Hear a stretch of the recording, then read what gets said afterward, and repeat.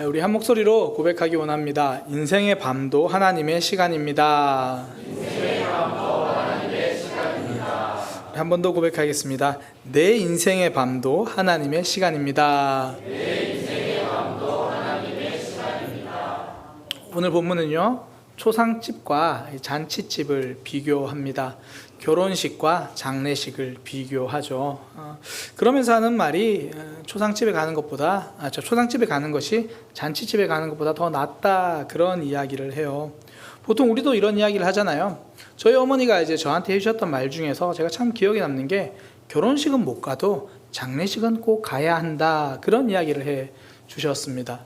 실제로 우리가 좋은 일에 함께 기뻐하는 거 참 필요하죠. 그런데 아프고 힘들 때 그때 함께 해주는 거, 그게 참 힘이 있잖아요. 제가 실제로 사역을 해보면서 이런 걸 참 많이 느낍니다. 제가 이제 부목사로 있을 때 어떨 때는 장례 담당을 하기도 하고요, 어떨 때는 결혼 담당을 하기도 했습니다. 이제 결혼 담당을 하면 이제 결혼하는 커플들, 보통 이제 좀 교회가 규모가 있고 컸기 때문에 교회 그 예배에서 교회에서 결혼을 합니다. 그러면 그 전부터 이제 서로 협의를 해야 돼요. 그 예배실을 어떻게 꾸밀 건지, 뭐 신부 대기실은 어디다 할 건지, 또 이전에는 패백도 많이 했잖아요. 그래서 패백 장소는 어떻게 할 건지, 뭐 한 달 전부터 서로 전화하고 협의하고 협조하고 합니다. 그리고 한 주, 두 주 이제 다가오면 결혼 서약서는 어떻게 준비하고 계속 연락을 해요. 그러니까 짧게는 두 주, 길게는 한 달 정도 계속 이렇게 준비를 해요. 그런데 결혼식은 그렇게 준비하고 결혼식 하고 나면 딱 끝이에요. 정말 끝났다라는 마음이 들어요. 근데 반대로요, 장례 담당일 때는 장례식은 딱 3일 하거든요. 정말 짧죠. 근데 장례 담당이다 보니까 때로는 직접 장례식에서 설교를 할 때도 있었고요, 또 장지가 아무리 멀어도 이제 함께 갑니다. 그런데 딱 3일 그렇게 하고 나서요, 특히 이 장례식 설교를 한 이후거나 아니면 좀 장지가 멀었는데 같이 갔다 온 경우에 이 유족들이 그 다음부터 하는 인사가 달라요. 그러니까 저를 바라보는 눈빛이 달라요. 정말 짧은 3일이었는데요, 그 이후로 훨씬 마음이 깊어지고 관계가 가까워졌다, 이걸 느껴요.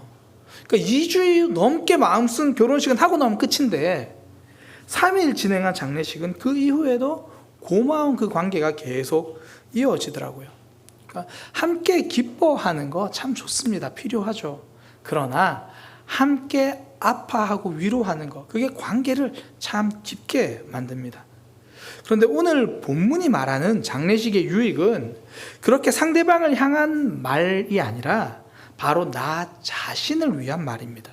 그러니까 기쁨을 함께하고 슬픔을 위로해서 상대방이 힘을 주는 것만 말하는 게 아니라, 결혼식 갔다 온 내 마음, 장례식 갔다 온 나의 마음을 이야기해요. 이건 우리 주변에서도 많이 볼 수 있거든요. 이 결혼식장 갔다 오면 가장 많이 하는 이야기가 뭐냐면, 거기 뷔페 괜찮더라, 갈비찜이 질기지 않더라, 회, 초밥이 신선하고 괜찮더라, 일단 먹는 이야기를 많이 해요. 그리고 끝부분에 신부도 이쁘더라, 이 정도 하고 이제 끝나요. 그런데 장례식을 다녀오면요, 말수가 줄어듭니다.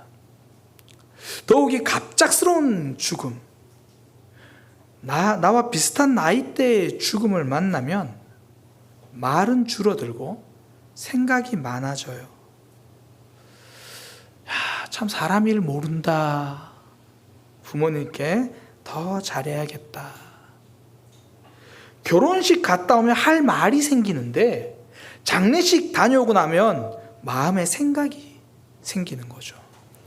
그래서 오늘 성경이 하는 말 2절에 보면, 초상집에 가는 것이 잔치집에 가는 것보다 나으니 모든 사람의 끝이 이와 같이 됨이라. 그러면서 산자는 이것을 마음에 둘지어다. 장례식 이후에 삶의 끝을 다녀온 사람이 생각하게 된다는 거죠. 실제로 제가 사역을 해보니까 결혼식이 마치고 나서 목사님 저 교회 안 다녔는데 교회에서 하는 결혼식 보니까 앞으로 교회 다녀야겠어요. 저 아직까지 이런 사람 한 명도 못 만나봤어요. 그런데 장례식을 하고 나니까 목사님 저도 교회를 다녀볼까 합니다, 이런 이야기는요 정말 많이 들었어요. 장례식 이후에 삶의 끝을 마음에 두기 시작하면서 영원을 사모하는 마음들 다시 가지게 되는 거죠. 그 성경은 그렇게 장례식과 결혼식 이야기하면서요, 또 하나, 이게 단순히 장례식이 더 좋고 결혼식이 못하다 이런 의미가 아니라 그걸 넘어서 우리 삶의 진짜 지혜는 슬픔이 때로는 웃음보다 유익할 수 있다, 그 얘기를 하는 거예요. 그래서 이어서 하는 말이 얼굴에 근심하는 것이 마음에 더 유익하다. 우리가 생각하는 건 얼굴이 활짝 피면 마음이 좋다고 그러는데, 그런데 성경이 오늘 우리에게 알려주는 것, 때로는 찾아오는 아픔이, 때로는 피할 수 없는 슬픔이 우리의 삶을 더 깊게 만들더라는 거예요. 그러니까 이게 단순히 장례식과 결혼식 잔치집에 대한 이야기를 넘어서 우리의 삶의 깊이를 말해주는 겁니다. 실제로 그렇잖아요. 우리가 언제 내 삶을 돌아봅니까? 웃을 일이 있을 때가 아니라 울고 싶을 때죠. 와, 나 오늘 정말 기뻤어. 난 도대체 뭐 하는 사람일까? 이렇게 말하지 않아요. 반대로, 나 요즘 정말 힘들어. 나 왜 이러는 걸까? 내가 뭘 잘못한 거지? 내가 도대체 어떻게 해야 할까? 분명히 내 밖에서 생긴 문제예요. 그런데 나 자신을 돌아보기 시작해요. 분명히 저 사람이 나를 힘들게 했어요. 그런데 그러다가도 그 문제가 계속되면 나를 돌아보기 시작해요.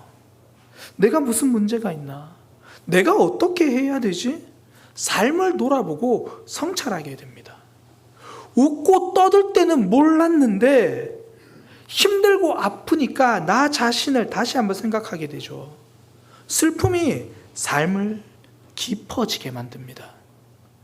우리의 삶에요, 밝고 빛나고 햇빛 나고 이런 일 참 좋죠, 있습니다. 그러나 우리의 삶을 깊게 만드는 건 인생의 어두운 시절, 밤이더라는 거예요. 시골길에 가면 밤에 굉장히 어둡습니다. 가로등이 켜져 있지 않는 곳이 많아요. 이게 시골이라서 발전이 안 돼서 그런 게 아니고, 농작물은요, 밤에 어두움이 필요하기 때문이에요. 예전에 그래서 들깨를 키우는 사람이 이야기를 들었는데요, 밤에 가로등 하나 불빛만 켜줘도 들깨가 잘 자라지 못한대요. 죽는데요. 식물은요, 캄캄한 밤에 자랍니다. 밤이 없으면 성장도 없습니다. 근데 우리는 사실 내 삶에 힘든 일이 없었으면 좋겠죠. 아픔이 없었으면 좋겠어요. 사실 저도 그래요. 힘든 일 하나도 없고 막 만사형통하고 아픈 일 하나도 없고 그랬으면 좋겠는데, 성경은 그렇게 좋은 일만 쫓아가는 건 어리석은 자다, 그렇게 말해요. 그게 오늘 본문에 지혜자의 마음은 초상집에 있다, 그러나 우매자의 마음은 혼인집에 있다. 혼인집, 좋은 일, 기쁜 일, 그것만 쫓아가는 그 사람이 바로 우매자다. 거기에서 배울 수 있는 지혜는 없다라는 거예요. 기도의 힘은 대부분 눈물 속에서 배우잖아요. 한나는요, 술 취했다는 오해를 받을 정도로 정신 놓고 기도했습니다. 눈물 때문에 그랬죠. 아픔 때문에 그랬습니다. 그 이후에 기도 응답하시는 하나님을 만납니다. 예수님의 제자들은요, 풍랑으로 배가 뒤집어질 것 같으니까 그제야 잠든 예수님을 깨워요. 내 삶에 찾아오는 어려움이 있으니까 예수님을 붙들기 시작하는 거죠. 하나님을 부르기 시작합니다. 그러니 우리 삶에 찾아온 아픔과 어려움, 이거 빨리 지나가야 되는, 없어져야 하는, 정말 필요 없는 것은 아니라는 거예요. 제가 사역을 해보니까 참 그런 걸 경험을 많이 봐요. 청소년 사역할 때 아이들이 언제 가장 많이 믿음이 성장하냐면요, 이 소그룹 리더를 할 때예요. 이것도 그냥 소그룹 리더가 아니라 리더를 하는데 그 중에 꼭 후배 중에 한 명이 리더를 힘들게 하는 아이가 있는 그런 경우가 진짜 성장을 해요. 교회 잘 나오지도 않고, 나와도 소그룹 모임 안 하고 도망가려고 하고, 어쩌다가 소그룹 모임 할 때는 분위기 다 흐리고 혼자서 막 다른 얘기하고. 그러니까 그럴 땐 리더가 저를 수시로 찾아와요. 전도사님, 어떡해요? 저 어떻게 해야 될지 모르겠어요. 전 진짜 제가 리더를 그만둬야 되나 봐요. 제가 비밀 하나 알려드릴게요. 그렇게 찾아오잖아요. 그럼 사역자는요, 그 답을 몰라요. 사역자라고 다 아는 거 아니에요. 그래서 뭐라 그러냐면, 그래, 기도하자. 어떨 때는 정말 해줄 말이 없어서 한 말인데 돌아보니 그게 정답이더라는 거예요. 그렇게 힘들게 한 후배 붙들고 기도하고 견딘 리더는요, 1년 만에, 아니 한 학기 6개월만 지나도 믿음이 쑥 자라져 있어요. 힘들고 아프고 정말 캄캄하고 답이 안 보이던 시절인데 그 시절 지나면서 믿음이 견고해지고 마음이 자라기 시작하는 거죠. 도시 광산이라는 말이 있습니다. 말 그대로 도시 속에 철이나 금속을 얻을 수 있는 광산이 있다라는 거예요. 이게 땅을 파고 들어가서 캐오는 게 아니고요, 고물상을 이야기합니다. 고물상을 도시 광산이라고 불러요. 그러니까 어떨 때는 이 고물상에서 나오는 그 뭐 가전 제품이나 그런 철 제품들이 그걸 가져다가 가공하는 게 땅 파가지고 철광석을 가공하는 것보다 훨씬 더 비용이 적게 든다는 거예요. 그러니까 얼른 보기엔 쓰레기 같아 보이고 얼른 보기엔 필요 없어 보이는데 그게 산업을 움직이는 진짜 힘이죠. 그러니까 광산이 꼭 산 깊은 속에만 있는 게 아니더라는 거예요. 철이 꼭 땅 파고 들어가야지만 얻어지는 건 아니더라는 거예요. 우리 삶의 지혜가 그래요. 꼭 학교 졸업장 속에만 있는 게 아닙니다. 명문대학 강의 속에만 있는 게 아닌 거예요. 대학 4년 공부보다 때로는 아픔을 통과하며 견딘 4개월의 그 삶이 나를 더 깊게 만들어줘요. 학교 졸업장보다 눈물을 흘리게 한 나의 삶이 나를 더 큰 사람 만들어주는 거죠. 소크라테스가 한 말이라고 우리가 알려진 너 자신을 알라, 이거요, 눈물 흘리면 다 나를 생각해요. 도대체 나는 어떤 사람이기에, 도대체 나는 지금 왜 이런가, 철학 공부하는 거죠. 삶이 깊어집니다. 성숙하고 성장하는 거죠. 하나님이 쓰시는 사람 공통점이 하나 있는데요, 하나님이 그 사람 인생에 찾아오는 고난을 생략하지 않으신다는 거예요. 모세가 40년 동안 애굽의 왕자로 있을 때, 그때보다 미디안 광야 40년 동안 있을 때 그는 겸손을 배웁니다. 애굽 왕자 40년 끝에 모세가 한 결정은 살인이었어요. 그러나 미디안 광야 40년 끝에 그는 말씀 앞에 섭니다. 내 마음대로 내 혈기대로 살던 사람이 그 고독의 세월을 지나니까 말씀 앞에 서는 거죠. 사울과 다윗이 그래요. 사울은 굉장히 쉽게 왕이 됩니다. 다윗은요 10년 동안 고생하다가 왕이 돼요. 하나님이 사랑하신 다윗, 그 다윗이 사울 왕에게 당하는 그 고난의 10년을 하나님은 생략하지 않으십니다. 물론 다윗을 하나님이 공격하신 건 아니죠. 하나님이 괴롭히신 건 아니에요. 사울 왕이 괴롭히는데 그 괴로움 당하는 동안 다윗이 얼마나 기도했어요. 시편이 그거잖아요. 그런데도 하나님은 그 시간을 생략하지 않으세요. 우리 삶에도 사울 왕이 있잖아요. 때로는 직장에서, 때로는 관계에서, 때로는 사울 왕이 성경에 있으니까 교회 안에서도 사울 왕이 있을 때가 있잖아요. 그러면 하나님 정말 사울 왕의 마음을 바꿔주세요. 이 상황을 해결해 주세요. 기도하는데 하나님은 그 시간을 생략하지 않더라는 거예요. 이 상황에서 아무 개입도 안 하시는 것처럼 보입니다. 왜 그렇습니까? 하나님은 그 상황 속에서 일하시기보다 내 마음 속에서 일하시기 때문입니다. 오늘 본문에 보니까요, 슬픔, 아픔, 이것이 하는 일이 마음을 만지는 일이래요. 얼굴에 근심하는 것이 마음에 유익하대요. 하나님은 그 시간에 우리의 마음을 만지고 계십니다. 나를 힘들게 하는 사람, 그 사람은 정말 잘 안 바뀌어요. 그런데 내 마음은 조금씩 넓어지기 시작합니다. 정말 처음에는 간장종지만한 마음이었잖아요. 그런데 너무 힘들고 아파서 기도하는 동안 이 간장종지가 사발이 되고, 또 기도하고 아파하는 동안 이 사발이 좀 더 큰 짬뽕 그릇만 해주고, 그렇게 사랑해야 되는데라고 아파하니까 그 그릇이 세숫대야만큼 커지잖아요. 사람 때문에 왜 아픈지 아세요? 그 사람 사랑해서 그래요. 안 사랑하면 나도 같이 화내고 너 왜 그러냐 그러고 끝내버리죠. 그러나 그렇게 아파하고 사랑하면서 자꾸 내 마음이 커지는 거예요. 하나님은 우리가 삶을 가지고 아파할 때 그냥 내버려 두시는 분이 아닙니다. 그 시간에 우리 마음 속에 들어와서 우리 마음을 리모델링 공사해 주시는 거예요. 제대로 된 믿음의 그릇으로 키워주시는 겁니다. 지금 마음 고생 중입니까? 아니요. 마음 확장 공사 중입니다. 하나님이 그 일 하시는 거예요. 그래서 많은 전통 부족들, 그런 전통에서 보면 성인식을 일부러 아프게 하고 힘든 그런 걸로 성인식을 만들어요. 그 남태평양 위치에 바누아투라는 섬 가끔씩 TV에 듣잖아요. 그 섬에서 나온 성인식이 뭐냐면 번지 점프예요. 이 칙 덩쿨, 튼튼한 그런 것도 아니고 칙 덩쿨 가지고 20m, 30m 그걸 몸에 감아가지고 뛰어내리게 하는 거, 그게 성인식이에요. 그러니까 고소공포증 있는 사람은 어른 되기도 쉽지 않은 거예요.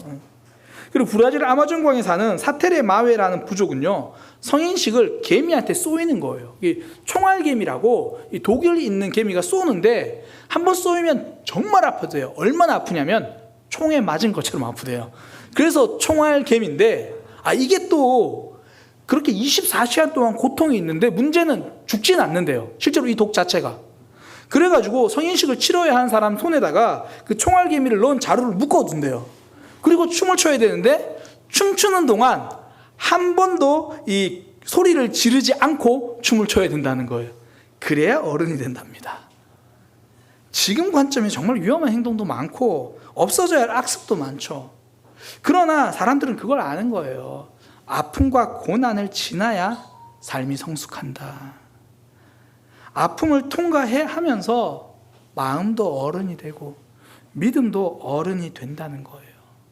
그래서 오늘 본문 전도서가 말하잖아요. 형통한 날에는 기뻐하고 공고한 날에는 뒤돌아보아라. 그러면서 하는 말, 하나님이 이 두 가지를 병행하게 하신다.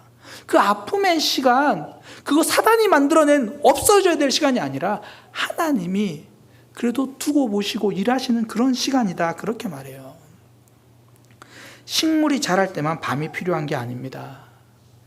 내가 보냈던 인생의 밤, 내가 보내고 있는 아픔의 밤이 나를 자라게 하는 거예요.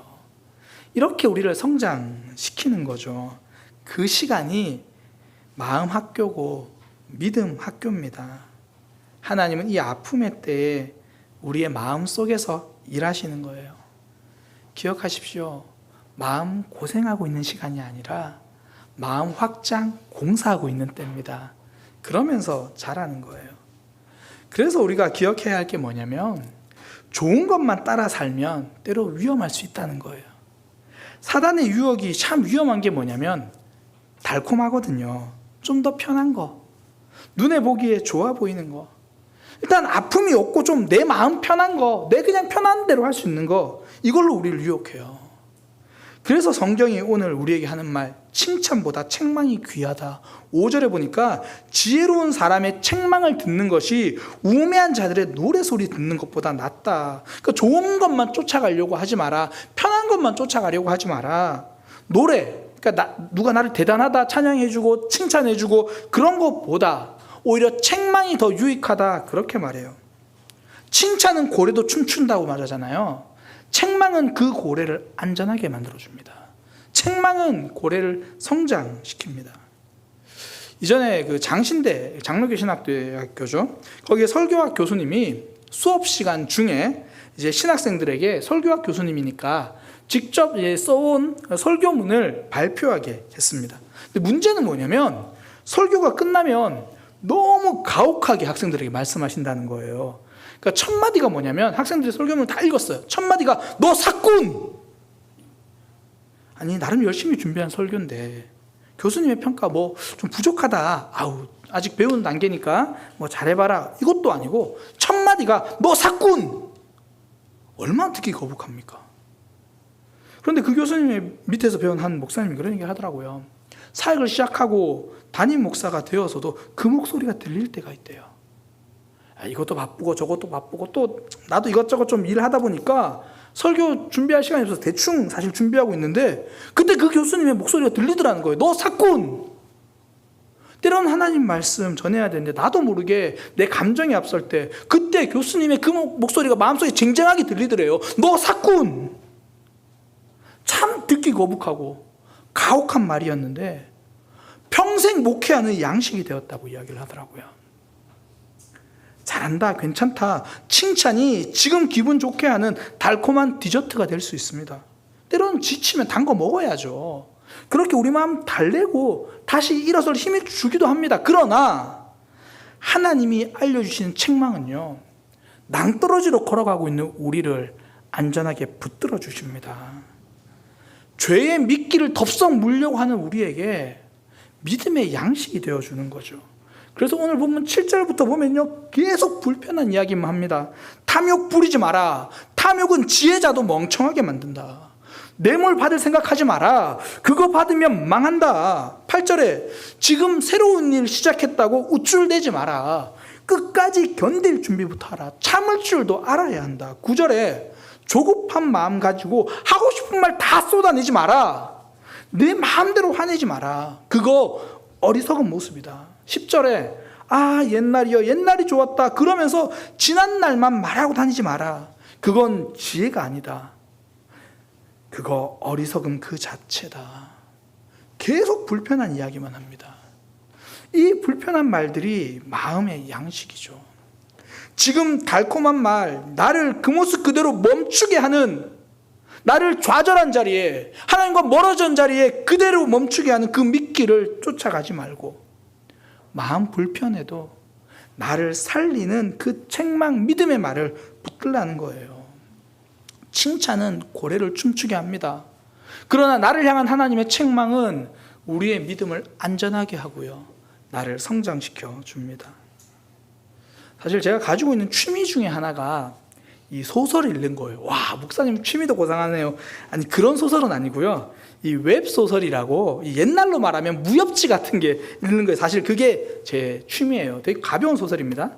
이런 웹소설에는 아픔도 없고 어려움도 없어요. 뭐 조금만 어려움이 있으면 주인공이 칼 한 번 휙 휘두르면 다 끝나요. 뭐 어떨 때는 주인공이 이 과거로 돌아가서 삶을 시작해요. 그러니까 미래에 어떤 일이 있을지 다 아는 거예요. 그러니까 어떤 어려움, 먼저 문제 있을 거 다 아니까 미리 다 대비해가지고 그걸 다 이겨내요.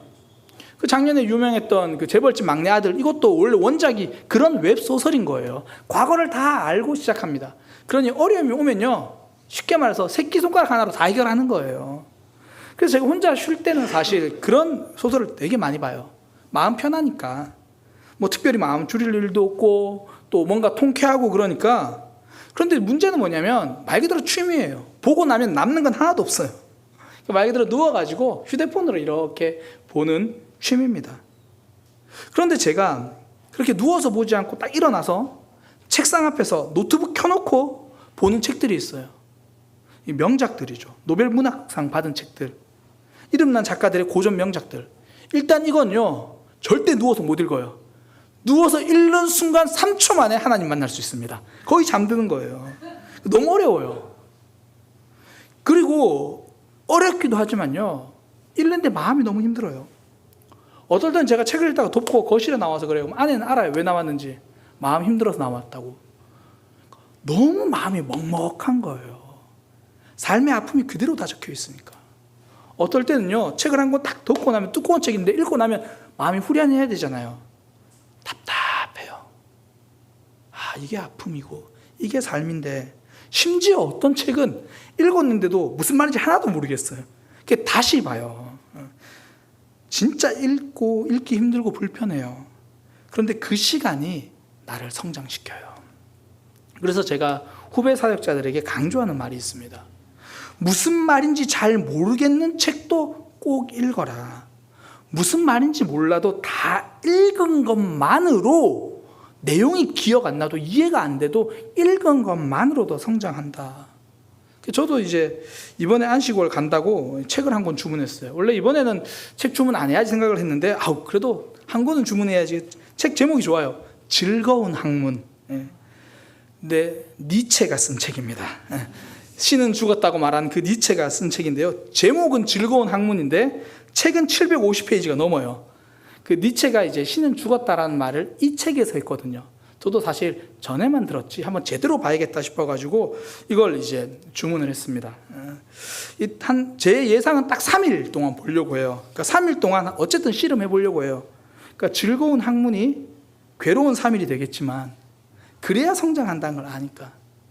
궁금하잖아요. 왜 이 사람은 신이 죽었다고 말했을까? 그래서 제가 할 때 그 부분만 좀 찾아서 주중에 읽었어요. 그랬더니 신이 죽었다고 말하고 결론적으로 니체가 하는 말이 뭐냐면 교회가 신의 무덤이고 묘비다. 교회가 신의 무덤이라고 이야기를 해요. 목회자의 아들로 태어난 니체가 왜 신이 죽었다고 말하고 왜 교회가 신의 무덤이라고 말하는가? 굉장히 불편한 이야기지만 피하지 않으려고 합니다. 그래야 저도 제 속에 갇혀있지 않을 수 있으니까. 좋은 것이 무조건 좋은 건 아니에요. 때로는 좋은 말이 미끼일 수 있습니다. 거기에 머물러서 우리를 박제시킬 수 있다는 거예요. 불편한 것이 양식일 수 있습니다. 하나님의 말씀이 그렇잖아요. 너 잘하고 있다, 괜찮다, 대단하다, 이 말씀도 귀하죠. 그렇게 격려받는 시간도 필요합니다. 그러나 우리를 사랑하신 하나님은 불편한 말씀도 하십니다. 책망의 말씀 잔뜩 늘어놓으시면서 하는 말씀, 이거 네 모습이야, 이렇게 말씀하신다는 거예요. 특히 서신서를 읽으면 마음이 많이 불편해요. 이렇게 살아야 한다, 저렇게 살아야 된다, 너 이 모습 잘못되었다, 저 모습 잘못되었다. 하나님 그렇게 실컷 책망하시고 끝에 살짝 그래도 하나님이 하셔, 이렇게 말씀하세요. 그러면 저도 모르게 앞에 내용은 다 잊어먹고 그래 하나님이 하실 거야, 결론 그 몇 줄만 딱 붙들고 다니고 싶어요. 성경은 이렇게 두꺼운데 딱 요약해서 그냥 하나님이 다 해결하셔, 그것만 붙들고 살고 싶어져요. 그러나 불편한 말씀 길게 늘어놓으시고 우리의 삶을 지적하고 알려주신 이것이 하나님의 은혜고 그것이 나를 향한 하나님의 사랑입니다. 우리는 예수님의 첫 번째 설교가 무엇인지를 압니다. 회개하라, 천국이 가까이 왔느니라. 가장 먼저 회개를 선포하셨습니다. 오순절 성령 사건, 그러니까 교회가 눈에 보이는 모습으로 처음 태어나던 그날 베드로의 첫 설교를 듣고 사람들이 했던 첫 번째 반응이 뭐냐면 그들이 이 말을 듣고 마음에 찔려 우리가 어찌할꼬. 그때도 베드로가 전한 말씀, 회개하여 각각 예수 그리스도의 이름으로 침례를 받고 죄사함을 받으라. 우리를 사랑하신 하나님, 불평한 말씀이라고 우리 마음 힘들 것 같아서 그냥 넘어가신 적이 없습니다. 이것이 우리를 살리는 양식임을 아시기 때문에 이거 뒤집은 메시지죠. 불편한 말씀 받아들이고 내 말씀으로 꿀꺽 삼키는 것, 이것이 생명의 양식을 먹는 거예요. 그 작년 여름이었는데요, 제가 정말 독특한 경험을 한 적이 있습니다. 이 코로나 전에 함께 모여서 제가 신학생들과 이런저런 공부를 하다가 코로나 때문에 뭐 이런저런 사정도 있고 해서 공부를 좀 쉬고 있었어요. 작년 7월, 제가 작년에 6월에 이제 안식월을 갔다 왔더라고요. 그 7월에 몇몇 전도사님들이 이제 연락해서 찾아왔어요. 뭐 그냥 안부 인사하려니 서로 얼굴 못 봤으니까 뭐 그런 거지 생각을 했어요. 근데 찾아온 전도사님들이 대화하다가 갑자기 주섬주섬 뭔가를 꺼내요. 그럼 봉투 같은 거 꺼낼까 생각을 했는데 설교문을 꺼내요. 본인들이 했던 설교문을 가지고 와서 목사님, 이 설교의 고칠 점을 좀 말해주세요. 그럼 저는 물어요. 순한 맛을 원하냐, 매운 맛을 원하냐. 그러니까 순한 맛은 애썼네, 훌륭하다, 그래, 그렇게 준비하는 거지, 이게 순한 맛이에요. 근데 매운 맛은 빨간 줄부터 긋고 시작합니다. 이거 무슨 말인지 모르겠는데, 이거 성경 본문이랑 좀 다른 것 같아. 하나님의 마음은 이게 아니잖아. 왜 네가 하고 싶은 말을 해? 막 이런 거죠. 근데 작년 7월에 정말 어떻게 소문이 났는지 그동안 함께했던 전사님들이 계속 개별적으로 찾아와요. 그때마다 설교문을 막 꺼내기 시작하는 거예요. 어떤 전사님 노트북을 막 꺼내가지고, 목사님 사실은요, 실제로 그 중에 한 명은 저를 찾아와가지고 평택에서 올라와가지고요, 목사님 저 10월에 결혼합니다 그러더라고요. 인사드리러 왔어요. 그래, 뭐 어떤 사람이냐 이야기하다가 한 10분 정도 지나니까, 그런데 목사님, 그래서 주섬주섬 뭘 꺼내요. 청첩장인 줄 알았죠. 설교문을 그것도 2편이나 가지고 왔어요. 결혼 인사하러 왔다면서. 그래서 제가 물었죠. 순한 맛을 원하냐, 매운맛을 원하냐. 많은 전사님들이 고민하다가 결국 매운맛을 원해요. 불편한 이야기 해달라는 거예요. 아프고 힘들지만 내가 성장할 수 있는 이야기 해달라는 거예요. 근데 저는 하나님 앞에서 그러지 못할 때가 참 많더라고요. 하나님, 순한 맛으로 이야기해 주세요. 가끔 하나님께 위로받고 싶을 때가 있거든요. 잘하고 있다. 그렇게 목회하면 된다. 이런 말 듣고 싶어요. 그런데 하나님은 순한 맛이 아니라 왜 자꾸 빨간 펜을 끄집어내고 야, 너 정신 차려라. 그렇게 주저앉아 있지 마라. 그 모습으로 가면 안 된다. 저는 잘한다는 말 듣고 싶은데 하나님은 잘해라는 말을 먼저 하실 때가 많더라고요. 그래서 어떨 때는 하나님 너무하시다 이런 생각이 들어요. 그런데 돌아보니까 그 말씀이 저를 살렸어요. 그 말씀이 저에게 양식이 되었어요. 잘한다는 말 필요하죠. 그러나 나를 살리는 말, 나를 성장하게 하는 말은 잘해라 이 말이더라고요. 제가 그런 것들을 많이 깨달으면서 더 마음속에 다짐하는 게 뭐냐면 사람들끼리는 잘해라고 말 안 해도 되겠다. 우리 하나님이 다 충분히 말씀해 주시니까. 근데 사단은 꼭 내가 들어야 할 잘해라는 말은 귀 막게 하시고 남이 들어야 할 잘해야 하는 말을 막 우리 마음속에 가득 채워가지고 이것도 잘해야 되고 저것도 잘해야 되고. 하나님의 마음은 반대죠. 서로는 용납하라. 그러나 너는 말씀 앞에 정직하라. 하나님의 말씀이 불편할 때가 있습니다. 듣고 나면 힘들 때가 있어요. 그 말씀이 우리의 양식입니다. 나를 성장시키는 거죠. 칭찬을 들은 고래는 춤춥니다. 하나님의 책망을 받아들인 성도는 성장합니다. 하나님이 우리를 향한 사랑이에요. 오늘 인생의 밤도 하나님의 시간입니다라는 제목으로 전도서 7장 1절에서 14절까지 말씀을 살펴봤어요. 결혼식보다 장례식이 결혼식보다 더 유익하다. 기쁜 날도 좋지만 아픈 날을 통해 내 마음 성장한다.